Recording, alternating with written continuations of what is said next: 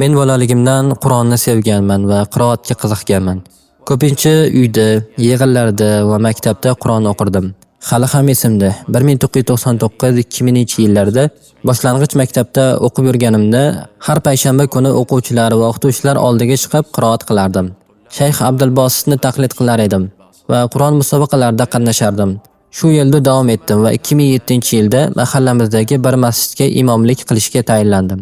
Birinchi imom sifatidagi namozim aynan Ramazon oyining oxirgi 10 kunligida edi. O'shanda atigi 16 yosh edim va bu men uchun yangi tajriba edi. Birinchi marta jamoaga imom bo'lib namoz o'qishim kerak bo'lganda, menga masjidda oldinga o'tib namozni boshqarishimni aytishganida shunchalik hayajonlanganmanki, hattoki qo'rquvdan titraganimni eslayman. Masjidning ichida minbar va mihrob orasidagi masofa bor yo'g'i 10-15 metr edi. Ammo hayajonim tufayli menga bu yo'l nihoyatda uzun bo'lib tuyulgandi.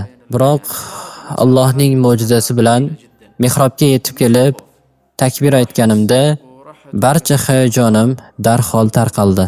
Birinchi rakatda Fotiha surasini, keyin esa Ra'd surasini o'qidim. Mana shu birinchi imomlik namozim bo'lgan edi.